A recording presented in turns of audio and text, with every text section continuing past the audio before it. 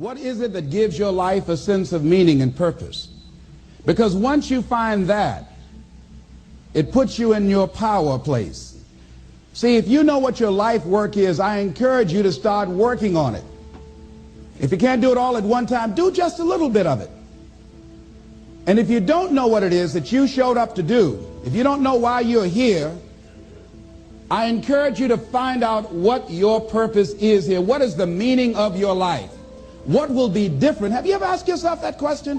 I've done that. I remember coming from a friend of mine's funeral, and I was reflecting on how much time I had left. And I went for a walk in a park thinking about this guy whose life was so promising. And I mean, he wasn't an old guy. He was quite young, in fact. And I thought about all of the things that he said he was going to do, and he never got a chance to do those things. And I started thinking about my own life and how much time I had left to do the things that I would like to do. And at that time, I wasn't sure what my life purpose was, what my life's work was. I wasn't sure about it at that time. And I thought about it quite a lot. I had some idea, but I wasn't convinced. That I don't think I felt worthy. I didn't believe that it could be me to do this kind of work that I'm doing right now.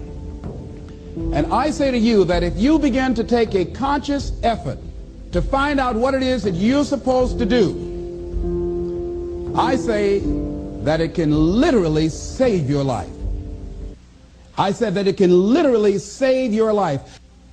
85% of the American public, according to recent studies, are going to jobs that they hate, working on jobs that do not challenge them. They get sick thinking about going. Because, see, when you go to a job and you already know how far you can go, you can already see that proverbial glass ceiling. See, when you're going someplace and you already know how much you're going to make, you already know how far you can go, you're in a dead-end position. It erodes your self-esteem. It lowers your sense of yourself. It creates an inner turmoil. It creates an emptiness in you. So I say that your life is worth finding what it is that you're supposed to do. And I'm not saying quit your job. I'm saying find it and do just a little bit of it. Just start working at it just a little bit, but do find out what your work is and hold on to it, and don't let your dream go. Don't let it go. See, and here's something else I want you to begin to look at. Why is it that most people don't pursue their dreams or don't do better than what they're doing if they're capable of doing it? I think that many of us don't go the next step because we don't know what to do yet. And I say that the reason that we don't even explore the possibility of what to do is because subconsciously we don't believe that it can happen for us, and we don't believe that we deserve it. So here's what I'm suggesting. How much time do you spend working on you? How much time do you spend every day working on your dream? In the last 90 days, how many books have you read? In the last year, what new skill or knowledge have you acquired? What kind of investment have you made in you? So I'm saying that as you begin to look at where you want to go, if you want to make it today, and things are changing so fast you have to literally run to stand still, I'm saying that you've got to make some conscious effort to begin to work to develop you. Here's something else. Most people are not living their dreams because of fear, ladies and gentlemen. Fear, limited vision, and lack of self-esteem is what keep most people doing things they don't want to do. The same reason that people stay in relationships where they're abused or they're unhappy or it's unfulfilling, they can't see themselves beyond that relationship. They can't see themselves enjoying life without that person. They think that this is all that they can do. The same reason that people get stuck at a certain level in life, they can't see things being better for them. And they think that this is it and this is all they deserve. This is all they've ever seen. It's been passed on to them. And they think that this is it for them. Oh no. I was looking what Dr. Blanton Smiley Blanton, who is a colleague of Dr. Norman Vincent Peale. What he said about fear, he said, fear is the most subtle and destructive of all human diseases. Ladies and gentlemen, fear kills dreams. Fear kills hope. Fear put people in the hospital. Fear can age you. Fear, ladies and gentlemen, can hold you back from doing something that you know within yourself that you're capable of doing, but it will paralyze you. And it seemed like you're in a hypnotic spell. And I ask you a question, what is the benefit? What's the benefit of allowing fear to hold you back? What's the benefit of giving up on yourself, of not stepping out on life and taking life on? What is the benefit for you? What's the plus in that? It's one of the things I had to ask myself. So I didn't want to make any mistakes. I wanted everybody to like me. I wanted to be perfect the first time I did something. It's not going to happen. You're going to make some mistakes. You're going to hurt some folks' feelings. You're going to create some enemies whenever you decide that you want to begin to take life on. You've got to ask yourself, how long am I going to allow this to hold me back? I like what Zig Ziglar says. He said, fear is false evidence appearing real. That is an illusion that we create in our mind. It is a state of mind that can be changed. So let's look at how we can begin to take some steps to restructure that fear, to begin to expand our visions of ourselves, to begin to increase our self-esteem. Webster said that self-esteem means confidence and satisfaction in oneself. Look at your life right now. Whatever you've done up to this point in time, your life is working. Whatever you have produced, it came out of you as a result of the kind of person that you have become. It's a result of your choices. It's a result of your consciousness. Now you have to ask yourself, are you satisfied with what you have produced? Is this what you want? Would you like for things to be better than this? Do you believe that you deserve better than this? Or are you content? This is it. You don't have to do anything else. That you already resign yourself in life and say, well, I'm happy. I'm not starving like the people in Calcutta.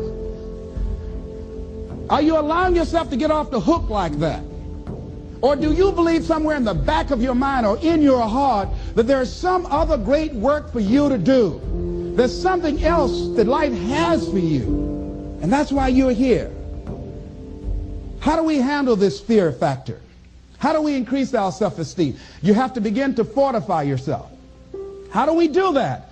I believe that you have to begin to consciously monitor your inner conversation and start talking to yourself. Start building yourself up. Sometimes the only good things you will hear about you are the things that you say to you. So I'm saying learn to be your own booster. Start building yourself up. Start encouraging yourself. Start saying, I can do this. I can make this happen. When I started thinking about becoming a speaker, I said, yes, I can do this. I can make this happen. When I start trying to convince myself I can be a businessman after flopping and failing and losing thousands of dollars and feeling stupid and dumb and having people take advantage of me because of what I didn't know, I had to talk to myself because people were saying to me that I was dumb. And somewhere in the back of my mind I was saying, you're right, look at what I've done. I had to say, no, Les. Hey, come on, man, get yourself together. You can handle this, you just haven't figured it out yet. It's all right. This is your training period. This is the tuition you have to pay for what you don't know. You can do this. Other people have done it. It doesn't take an Einstein. Get you some people that can teach you some stuff that you don't know. Get you some people that have done it successfully and learn from them. Take some seminars, workshops, read some books on how to manage a business. Change the way you see yourself and begin to tend to the personal details. Understand that nobody's going to take care of your business better than you.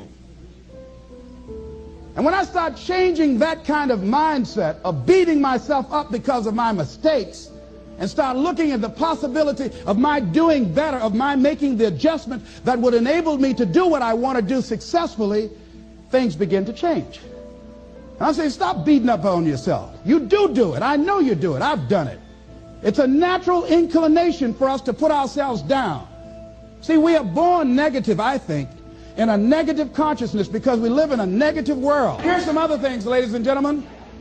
Begin to guard your mind against negative programming, like turn off the television. Don't watch the news. So you've got to guard the kinds of things that you put in your mind. See, if you don't program your mind will be programmed, because human beings are goal-oriented. That's why we die of broken hearts early. That's why we're running through life to early graves. We're going through life, ladies and gentlemen. And I think that Henry David Thoreau said that most men live in quiet desperation. Most of us go through life running scared. So we created this in our minds, false evidence appearing real. We made it real in our minds. That's why Churchill said there's nothing to fear but fear itself. That's the destructive monster. So turn off things that can contribute to your fear. Turn a deaf ear to people that all they can do is talk about how negative things are, because they have bought into the consciousness of the world. Start attending workshops, seminars, listening to tapes on a daily basis to begin to recondition your mind, to retrain your thinking. Faith comes by what? Hearing and hearing and hearing. Listen to things that can empower you, that can enable you to create a new reality for yourself, in a new life for yourself. You might appear to be strange around most people. You know, most people think you're strange if you're happy today. See, these people have not found their purpose in life. That's why they're grumpy. That's why they're miserable. That's why they're so negative. They're hurting and they want to hurt other people. So start practicing using programs for your mind. Seminars, books, workshops. Keep a journal. Record your thoughts. What's happening with you? Every day when you get up, have a journal near you. See, ladies and gentlemen, we get 3 to 4 thoughts a year that if we would act on those thoughts, they could change our life. What idea are you sitting on? Write your ideas down. And then, once you get that idea, take the leap. Take the leap. See, it's out here in the universe. If you don't take the plunge, I guarantee you, somebody else will.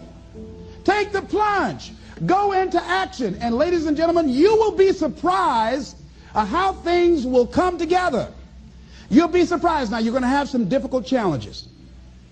I can tell you that now. Be aware of that.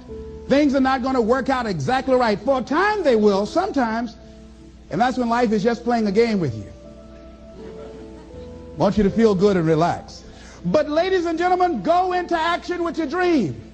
And don't avoid where the fights are. Get in the midst of the fight. Get knocked down so you can learn how to fight, so you can hold your position. See, most people don't get out in the arena of life because they don't want to fight. Most people don't get out there because they don't want to get knocked down. They don't want to be dropped to their knees. But see, you're going to be dropped whether you're on the field or whether or not you're sitting on the sidelines. You're going to be dropped.